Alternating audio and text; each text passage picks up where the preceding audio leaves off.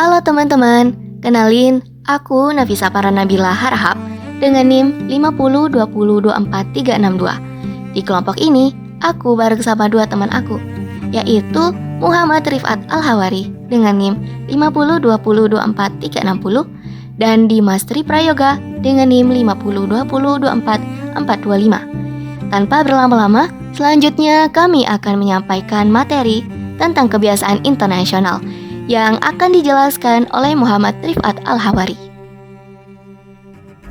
Apa itu kebiasaan internasional?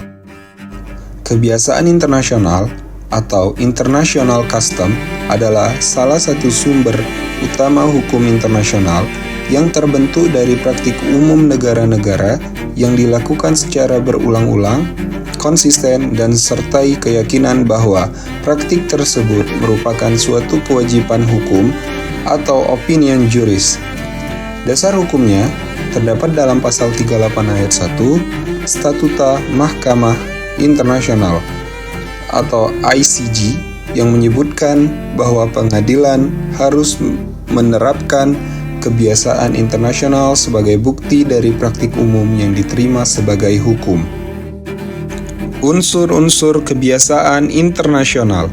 Agar suatu kebiasaan diakui sebagai hukum internasional, ada dua unsur utama yang harus terpenuhi. 1. Praktik umum negara atau state practice. Artinya, negara-negara secara nyata melakukan tindakan tertentu secara konsisten dan berulang. Praktik ini bisa berupa perbuatan aktif seperti melakukan larangan senjata tertentu atau pasif seperti tidak melakukan intervensi pada wilayah negara lain. 2. Keyakinan hukum atau opinion juris. Keyakinan hukum dari negara bahwa praktik tersebut wajib dilakukan karena alasan hukum, bukan sekedar sopan santun atau kebiasaan biasa. Contoh dari unsur kebiasaan internasional. Yang pertama, praktik umum negara, dan yang kedua, keyakinan hukum. Pada praktik umum negara, terdapat hak lintas damai atau innocent passage. Indonesia mengizinkan kapal asing melewati laut teritorialnya secara damai, seperti di Selat Malaka dan di Selat Sunda, selama kapal tersebut tidak mengganggu keamanan nasional, kekebalan diplomatik. Indonesia tidak pernah menangkap atau menahan diplomat asing sesuai Konvensi Wina 1961. Misalnya, ketika ada konflik diplomatik, diplomat tetap dihormati hak imunitasnya. Larangan penggunaan senjata kimia. Indonesia aktif dalam praktik melarang senjata kimia, dibuktikan dengan ikut serta dalam Konvensi Senjata Kimia dan tidak memproduksi senjata tersebut. Dan pada keyakinan hukum terdapat asas non-intervensi. Indonesia berulang kali menegaskan dalam forum ASEAN dan PBB bahwa mencampuri urusan dalam negeri negara lain adalah pelanggaran hukum internasional.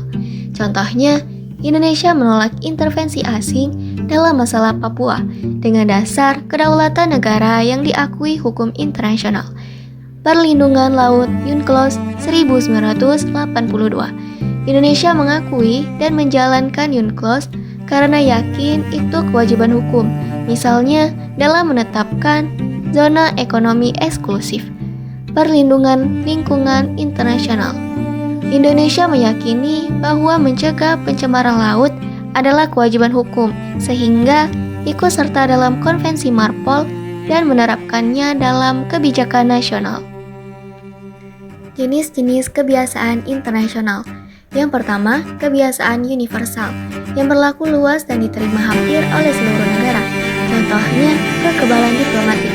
Indonesia menghormati kekebalan diplomat asing sesuai Konvensi Wina 1961. Misalnya, ketika terjadi kasus diplomatik, Indonesia tetap melindungi imunitas para diplomat.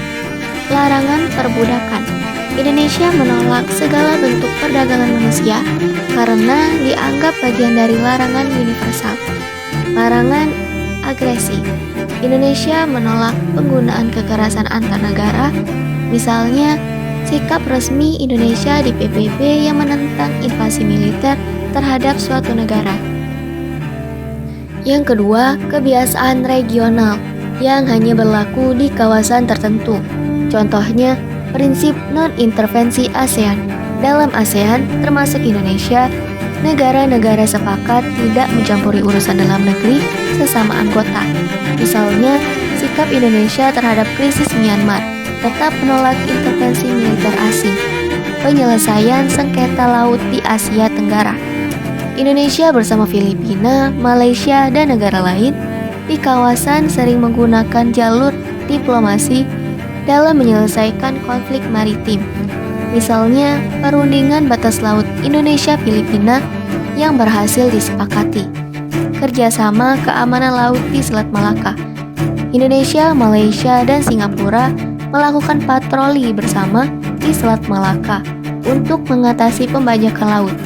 Ini merupakan kebiasaan regional di Asia Tenggara. Dan yang ketiga, kebiasaan lokal yang berlaku hanya antar negara tertentu saja. Contohnya, perjanjian perbatasan sungai dengan Malaysia. Di wilayah perbatasan Kalimantan, Indonesia dan Malaysia punya aturan lokal tentang penggunaan sungai lintas batas untuk aktivitas masyarakat. Perdagangan tradisional di perbatasan Indonesia-Papua Nugini. Warga perbatasan kedua negara sudah terbiasa melakukan perdagangan tradisional. Kebiasaan ini kemudian diakui dan difasilitasi oleh kedua negara. Kesepakatan penanganan nelayan. Indonesia dan Australia punya kesepahaman dalam menangani nelayan yang tanpa sengaja melintas batas. Kebiasaan ini lahir karena seringnya interaksi nelayan di Laut Arafura. Contoh kasus putusan Mahkamah Internasional.